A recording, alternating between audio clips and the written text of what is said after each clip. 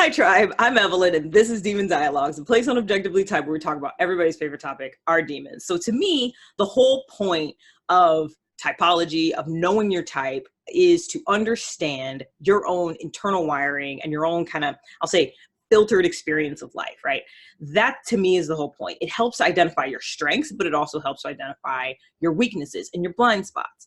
And so it's really useful for your own self-development and your own self-growth, but it can also be incredibly useful in relationships. So if you know your partner's type, your friend's type, your kids' type, your mom's type, your dad's type, your coworker's type, your business partner's type, your spouse, whatever, once you know their type combined with yours, you have what I've sometimes called like a hybrid type. So you have like person A and then person B, and you put those together and it creates this like new type. And so this new type, the relationship type, let's call it, can leave its own voids and leave its own blind spots, but also has its own strengths too. So it's really good to know that. So I happen to be in one of those like classic like ENFP, INTJ relationships, right? I'm NETE, ENFP jumper, and my husband is NIFI, INTJ jumper. And so, okay, you look at our types, right?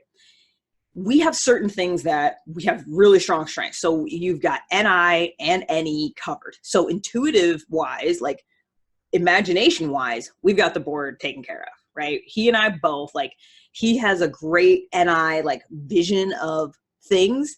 And then I am NE, so I'm seeing all these different possibilities and stuff like that. And so the two of us really play well in the N space. And I think that was like our early connection, is we love to sort of do the classic intuitive, like completely speculative discussions of just like talking about crazy speculative things.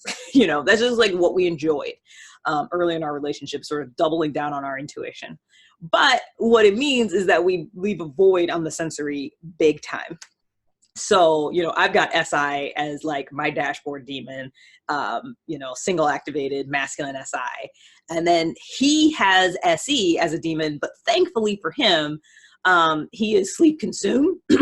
So his SE demon does get pulled. So he does have activated SE, which is like, thank goodness, because like one of us is kind of paying attention to the sensory a little bit better than the other. Now his sensory is also feminine, so that could be a problem, but that's the thing. And so now that we both know our types, like it has been very helpful, because it's like, okay, we know that the sensory is probably going to be sort of an issue for us. That's one area where we both have a blind spot.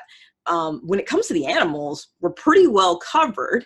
I'm play first, he's sleep first, play last.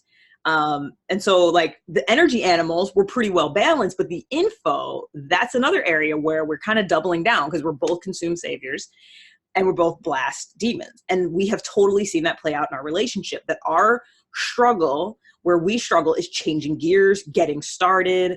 You know, buying a house was like a huge thing for us, because it was like we had to like buckle down and get started. It had a forcing function if we were literally moving across the country.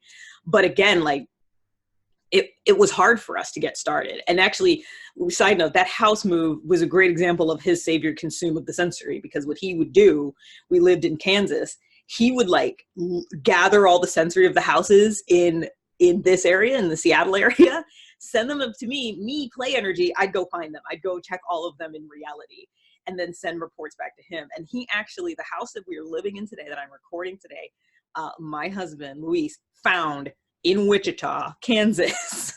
And he was like, this is going to be a good one. And then I went there, found it.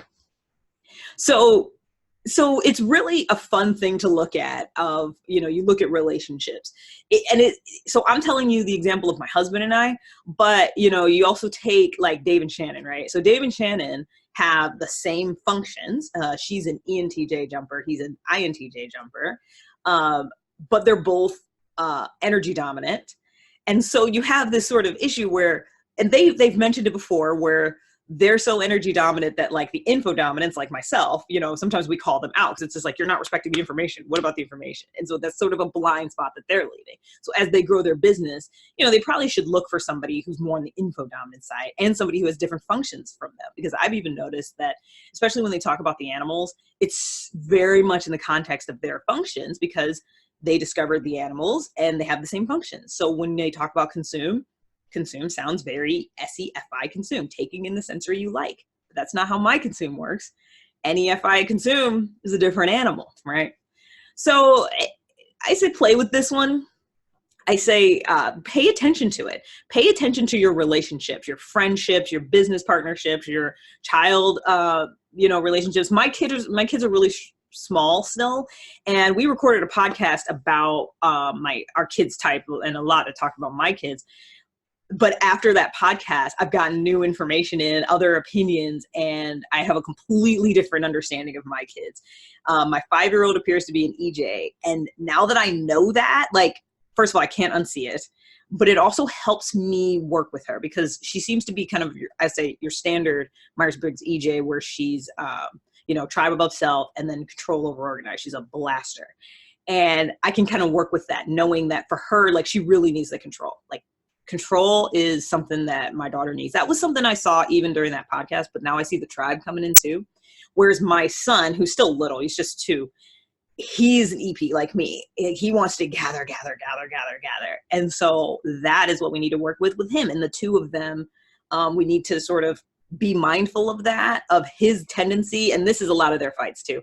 His tendency to gather, and then her tendency to want to control that. Sometimes there's a clash there. And so to me as a parent, this is like such useful information because I understand my kids. I can see their blind spots and I can help them work through those difficulties.